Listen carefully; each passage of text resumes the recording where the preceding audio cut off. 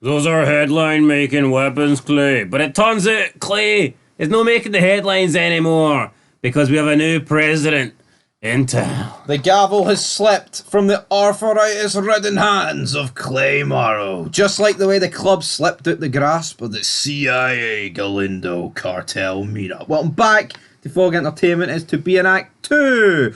Some debate it, this should have been combined into one episode, but instead of 2 acts, we've got 3 facts, and we've got fact numero uno. Only episode 14 of a season in Sons. Thoughts on that epic fact? Well, maybe season 4 was so good they had to do an extra episode, I don't know. Maybe that's it. Fact number 2. Last appearance of Clay as president. I mean, that's a monumental moment. That's a monumental fact. Never to be seen again. Spoiler alert, you'll never get that gavel back. To be fair, it doesn't even feel like he's president in this episode, though, because he just lies in a hospital bed. Yeah, but his cut is there, and Jack cuts it off. To me, he's still Prez. I know you can say, oh, yeah, but what was his last real, act as president, in your opinion? Telling them to blame it on black, or blame it on black. It's the American way. Clay liked the wee blame on the black, didn't he? Fact number 3, though. Last SOA appearance of Lincoln Potter. Of course, he does return in Mayans, but... Let's not talk about that. Let's not talk about the Mayans on this channel, but let's talk about Potter, though, for a guy that was only in one season. He delivered. He did. He was surprised they didn't bring him back, but here, maybe Kurt Sewer had plans for Mayans. Big plans.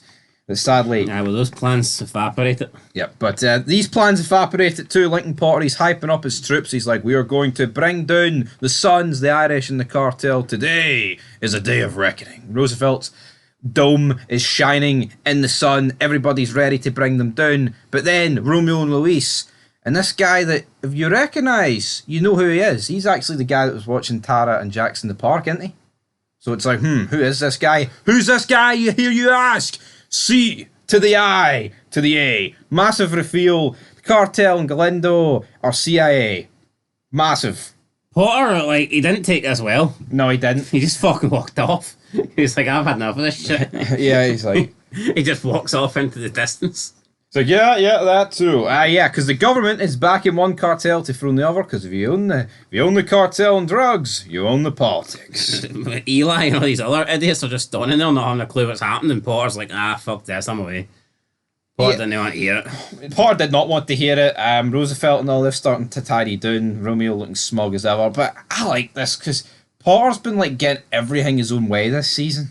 He has been. And then he's turned Otto, and he finally gets some comeuppance. And when he's about to, put the final nail in the coffin, and then get this big win, his big W, all goes up in smoke. Yeah, and Kozik just blows up in his face. Aye, if you look at Mayans, right? When did the guy get comeuppance? He didn't.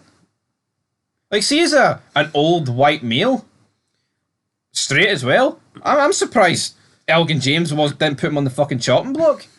You're not surprised? There's always time. There's always time. I think Elgin James. Yeah, but the thing is, I believe that in Sons, I think Potter was likeable. Yeah, he wasn't an outright cunt, wasn't he? I didn't really like him in Mines. I feel like in Sons you could root for the guy. Even though you could argue what he was doing was just a little bit unfair, bending Eli around his finger. But I much preferred the character in Sons, but I feel like that's a common trend with characters that appeared on both shows. I think Happy's the only guy. Yeah, Happy's the only guy that I think, there's not a massive... The only thing I would say is, obviously, he's not in Mines anywhere near the amount of time that he's in Sons. But I think you could actually argue in Mines he gets a bit more dialogue. I'm not saying overall, but if you just take the actual scenes that he's in, he just seems to play more importance in those scenes. He seems to have he seems to have a bigger role. So yeah, same with Montez. Montez and Happy. I'm not going to say Happy's at the same level as Montez and Sons, but he kind of is just a silent character that maybe comes out with odd words. Is that the SOA effect though? That guys who were thought less of in Sons go to Mayans and are the best thing about certain seasons. Could be. See, Montez felt like the fucking showstopper. He did. Seeing Mayans shooting up the mariachi band. Montez felt like a big fucking deal. First 9. You're double dipping, yes. But then before you know it, he gets wiped out by El Palo. I think they messed up. We'll not talk about Mayans anymore. But I think Montez should have been kept around a lot longer in season 3. Yeah. There's a good opportunity thrown away there. Yeah, you've already got the dead other Montez cousin. Fucking leave this guy to breathe for a wee bit, son. Alright? Galen, though, does not want this deal to breathe. Jax tells him that Clay was shot last night. Blacks, wasn't Mexicans. Chibs backs us. I was like, brother, it wasn't anything to do with this deal. But then he's like, I made it clear with Big Clay that if he's no here, it's no happening. It's alright, I can handle this. I'm taking charge. No, you're not. No, you're not, buddy. I got less faith, I got less trust in you and less in them. But I mean, just burying the cartel straight to the right face. in front of them, like. What I would say about this, could Jax have like handled this better and said, well, Clay's going to be better in like a couple of days. There's no point delaying this any longer than it needs to be, Galen. He's going to be running things straight away. Come on, Galen, we do this as a club. I do this for Clay. Fuck your democracy. I'm on Clay's tits. I don't just give a like that, shit sir. About your democracy, Jackson. Yeah, but do you not feel Jax could have like did a better job here persuading Galen just to stick with the deal? Like saying, Clay will be out in a day or two. I could have said, why didn't Galen want to go and visit? Well, I guess that's actually... Yeah, never mind. Why didn't Galen doesn't want to visit Clay? Because he's fucking an IRA king. That's probably why. Step foot in the hospital and be lying on the bed next to him, for God's sake. Yeah, Romeo then tells Jax... Do they know a whale do it, Clay? Do they meet? Aye, maybe. Just stick a wee oxygen tank on him. Like fucking... Piney? No, not even Piney. What's that? Hector Salamanca, him. Get the cousins, Chibs and Jax, fucking carry Clay. If Clay wants to vote, he just rings the bell. If it's a yeah, it's a ring. These are headline making weapons. Ding. One ding for yay, two dings for nay, Clay. Ding, ding, motherfucker. Right, Romeo tells Jax, sorry. And then when it comes to a ding for the guns, it's just ding, ding, ding, ding, ding, ding, ding, ding, ding, ding, ding. But Romeo tells Jax that we need to talk. Jax says, right, I'm sorry Clay sold you a pipe dream. We're not big enough. We're just mechanics. We can't do this. We're just small town fucking bike enthusiasts. Jax just burying Sam Crow here. It did sound a bit pathetic after Jack, didn't it? He was showing all his cards. He had nothing else to Desperation. show. It was. And then talking of cards, these two show Jax their cards. We're at cross purposes, Mr. Teller. And once they call him Mr. Teller, it's good night. Yeah, Jax wanted to fold, and these They're not guys going to are whip like, out a fucking birthday cake for him. Yeah, Jax wanted to fold his cards, and these guys are like, nah, I've got a new hand coming up. You're in the next round, buddy. Full house of fucking Mexicans here. Alan. Wrapped up my burrito. They explain the situation that we need these Irish guns to fend off Lobo Sonora. So we need this deal to happen, Jackson. The situation is, Jackson, you're fucked. You're fucked, buddy. And he says, if Clay goes away, then so does your club. So you need to crush that hate for him, buddy. And these guys confirm that Clay was the guy that put in motion about Tara. But they also reveal that they weren't going to kill Tara. They were going to put her in protective custody. Do you believe that? Yeah, no, I believe it. The CIA, I guess. I don't think they would have killed Yeah, Tara. I think at the time, obviously, you think, they're just going to kill her. But I think it makes a bit of sense why then they didn't shoot them at the time. But I don't think they needed to reveal that, did they? If they need Jackson to work with Clay, is that really a good idea? Going, by the way, Clay paid us to fucking try and kill your wife. Maybe they just want to be upfront from now on. Maybe because I guess regardless. Maybe because they've already told the truth that they're CIA now, they just feel like they may as well be. I guess regardless of the answer, though, they want Jax to keep Clay alive, and that's the deal. And they know Jax needs to keep Clay alive. Aye, but is Jax not more likely to do it if he doesn't find out that Clay put the hit on her? I mean, maybe like. I see where you're coming from, but let's talk about Lincoln Potter here. We get his final scene. He essentially says, I don't like people all that much. He packs his wee bag. But I like you, Eli. You're a good cop. Roosevelt's like, you're a pretty weird dude, man. You know that's a lot to get around. He's like, yep. He just gets in his wee car and drives off. He says one day everyone involved will get their comeuppance. And if you look at the way... Well, this is not his last scene, to be honest. It's his penultimate scene. True, but yeah... But the scene with Hale, I mean, I like the scene with Hale, but I would have stood at this one more as his last scene. Not his last dance. His last dance, buddy. But Jax is the last one. He's the only guy to know, and we've got a question here. Should Jax a total be everything? Of course he should have. Now, we will put that up for a poll. It's a fair Especially if he wants him to be his VP. I mean... No, not tell it, Opie. Should Jax not be learning from fucking Clay's mistakes? Should Jax not have told the entire club the truth? And then that way the club could have maybe understood why Jax decided to stay in guns. And maybe they could have got behind him. I mean, true, but once he tells all the club, how would Galindo find it? I mean, I guess with just, like, Could they? I don't understand what really would have What are happened. you on about with Glendale? Who gives a fuck if Glendale finds it? They said to Jax, if you tell anyone, we'll crush your club. I don't recall that. Like, What do you mean? It was in this conversation. So you can't tell anyone, or else we'll crush your club, I say. That's why he doesn't tell Opie. Well, I'll probably be a shite excuse, but he tells Tara, doesn't he? Oh, but she's not in the club, Jackie boy. He goes and gets his JT's SO and NS rings. What do you make of them? just leave those things. I like the letters. Jack's just better left in the past. Yep. Juice is watching The Shield on TV.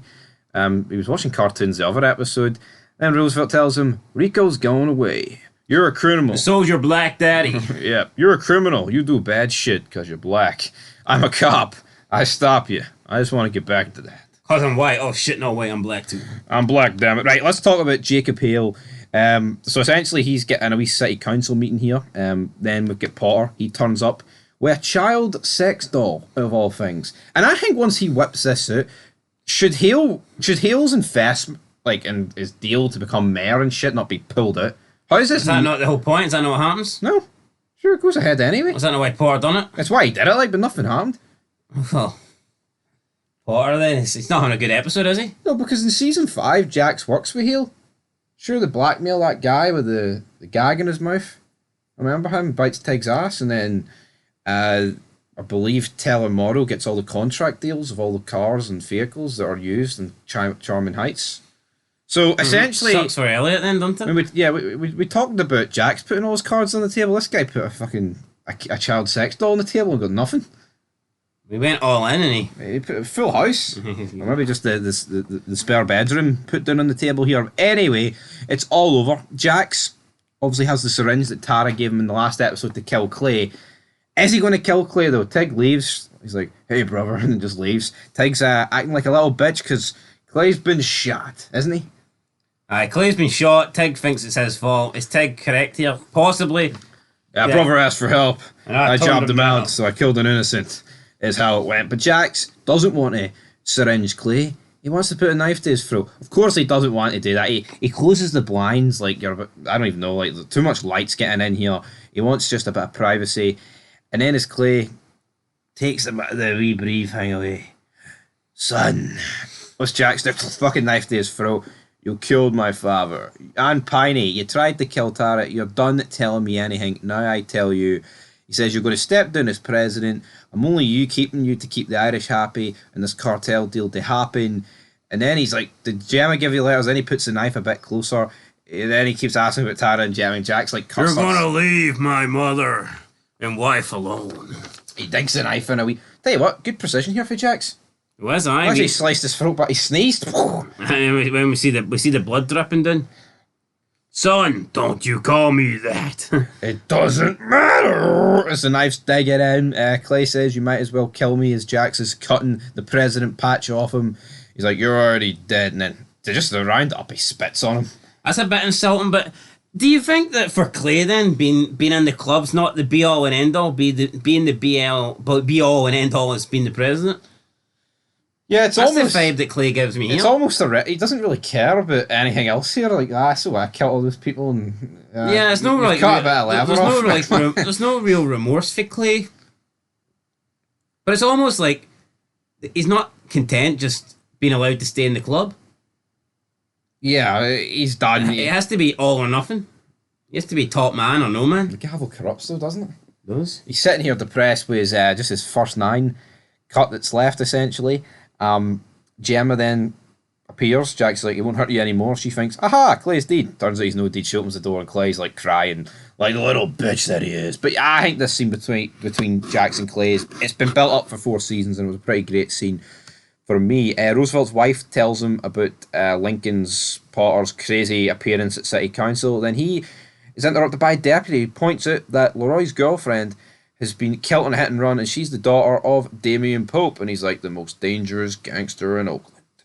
So, introduced to Damien Pope. Do you think that guy's going to have anything to say in season 5? Yeah, well, he's the most dangerous gangster. One thing I would say is, I mean, if this guy's truly the most dangerous guy in Oaktown, but we've not heard of him by now. True. Very true. I mean, we've spent a lot of time in Oakland, but here, it's not the worst thing I've ever seen, to be perfectly honest. Then Jax confronts Opie, He says you were right about Clay, but we can't kill him because Galen won't deal with him. He needs to deal with Clay, and therefore that's why we're keeping him alive. We need this Mexican alliance. The whole club suffers. Opie's like, we don't need the cartel, man. Jax is like, no, we do need the cartel. I'll tell you everything, but I just can't do it yet. I'll tell you in like a few months. And Opie's like, in my book, that's lying. I'm keeping the gavel, though. I want you at my left. Of course it's fucking lying. I'll tell you the truth, but just not now. I'll tell you the truth, just not tonight. Just not tonight, buddy. And he still wants Opie to come, but well, I guess Opie's not having it. No, I mean, I think it's just idiotic for Jack, though, to suggest that Opie would be alright coming back to the club. Especially with Clay there. Yeah. No, but Opie's his best friend. Like, if he can't tell Opie, then who can he tell? Yeah, but at the same time, if he wants Opie to stay, does that not mean Opie does warrant the truth? If Jax wants Opie to stay, right, and actually be at the table and have to sit there with Clay, I think he should do the honest thing and tell Opie everything. How can he expect Opie to sit at the table without knowing everything? Yeah. Like, all Opie knows right now is that we're keeping Clay alive for this cartel deal that none of them want. I think if anyone deserves the truth, it's Opie, considering... Yeah, but essentially what Opie thinks is we're keeping Clay alive for a deal that no one in the club wants. He doesn't know the weight of the CIA. When you think he's lost his father as well because of it, I think if anyone deserves the truth, it's Opie. Nah, true. It is, but I think Opie's been hard done by here. Jack says they're having church at 8 o'clock, and I want you to be there. He then confronts Tara Jax. He goes inside his house. Opie was outside it. He says he has to stay. It's one thing leaving the club, but watching it die, watching it cripple, I can't do that. He's like, I'll pay for you to go to Oregon. I'll send you money. Take the kids. You'll be safe. I love you, brother. I love you, wife or whatever. She cries to herself. Jax is crying. Everybody's greeting. We then cut to Bobby in his guitar cell. He's not sitting in a guitar. Could Bobby's ass fit in a guitar? Probably not. He's sitting in his jail cell. He then begin to hear the house of Charming Town. Juice rips up his Black Daddy thing. What was that? His paperwork? What does the paperwork say, Juicy Boy? It says I'm black, but it doesn't anymore because I'm ripping the fuck up. He's still half black. He ripped it in half. The thing is, though, still half black to me, Juice. Does Juice really think ripping this up? Roosevelt's just going to be... Roosevelt can just produce another one if he wants. Like, I know. Pretty sure he's got it on a database. Copy and paste, man, honestly. We then get like a parallel shot to the pilot of the show where Jax is on his bike on that same road, which I like, but I think this outro is probably one of the better outros of a season, or easily of an episode. Would you agree? Definitely. Jax going in to the clubhouse and the church. We're looking incredibly weak at this point. I mean, we don't have a ranking, we don't have a prez anymore. We don't have the secretary. The sergeant at arms cut off his patch. We're down about 10 members. Some members are in jail. Some members don't want to be there. It's essentially good night. He walks in, takes a look around, realises that there's probably more prospects than actual active members. And we're like, there's a big issue here. I wonder, including actual members and prospects, I wonder at what point, from season 1 to this point now, was the club at its strongest? I think it was the start of season 4. Maybe season 5 when they had the Nomads and Filthy Phil's patched up. Yeah, but I mean, if the Nomads were trustworthy and actually members, then maybe you could accept that. But when you consider that they're kind of just working for Clay, then maybe not really. True, but they're still patched members, aren't they? Like, I mean, Clay's been dodgy this whole time. Really? They're kind of fucking undercover, aren't they? They're not really. Oh, but they're still patched into Redwood. I know, but if someone's a fucking rat, I mean... Juice is a rat, we're not counting him. Well, I'd say Juice is more valuable to the club in season 3 before he fucking rats in season 4, no? Alright, maybe right. Tig walks in first as Jack sits down at the head of the table. He goes to walk at the sergeant arms seat, and Jax is like, not you, Tig. Chubby boy. Jackie boy. And he sits down. Has Tig been jobbed out? I just don't think Tig was ever going to be sergeant at Jax. See the fact he went after Leroy? That was like the final nail in the coffin. Aye, Jax wants someone he can trust, someone dependable. Not saying you can't trust Tig to do something, but you also can't trust Tig to do nothing. Yeah, and I think Chibs is Like, if you tell Tig to do something, I think he'll do it. But the problem is, I think he'll also do things that you don't tell him to he'll do. act on his own, which is a big problem. Happy and Juice then arrive. Happy's like smiling that Jax is here. He sits beside Tig and Chibs. Juice approaches and Jack's like, "You all good? Your daddy white again?" He's like, "Yeah." My dad's white. Whiter than white. So at this point, Walter White. see at this point though, we've only got 5 sitting at the fucking table. Not that many more to add. No, I mean, Kozik's dead. Penny's dead. Clay's may as well be dead. Miles dead. Miles is dead. Bobby's arrested. I hope he's not going to really return. Yeah, so. it's not. The numbers aren't great. We're not doing too good. Jack's asks if Opie's coming. Then he's like, it's 8:03. He slams the gavel down. The door opens. Is it Opie? No, it's Tara. I'm not going anywhere, Jackie boy. I'm staying here with you. I'm staying here with you. She then notices Gemma. She then touches Jax's chest as it fades to an old picture of Gemma and John Teller, damn it. End of the season. End of the episode. Do you not think Jax didn't really give Opie enough time? What if Opie was caught in traffic? I mean, 8:03 seems... You could have kept the door open a wee bit longer. True. I mean, I guess he could have. Could we have got another... I think I would have liked to see more dialogue here. I think I would have liked to have seen an actual like church meeting. Maybe sometimes actions speak louder than words. Yeah, I get it. They're saving it, and I think maybe they're telling this scene by like they're symbolising this scene in terms of like visually, where obviously it's Jack sitting in the hot seat basically for the first time. Therefore, maybe they don't think really too much needs to be said because they've already showed you a change of management. You've got Jack sitting there, and you've got Tig no longer the sergeant at arms. So maybe they just felt like the visual was enough. But I would have just liked to have seen Jax address the club. Should Jax have sewn on the president patch before this, or are you alright with it waiting to season 5 to see it? I mean, he's got the chair, he's got the gavel, and the guy that used to have it's fucking half deed. Well, so what you're saying is he should have just went over the fee with a bit of Tipex?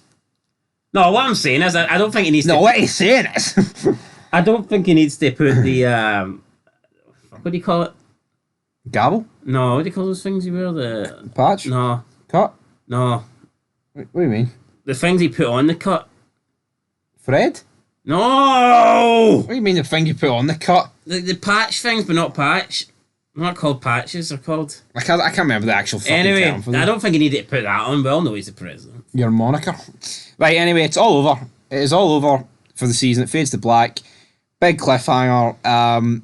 But like I said, I think these episodes could have been squished into one. This episode was kind of just like the aftermath of the previous couple of episodes, which there's nothing wrong with.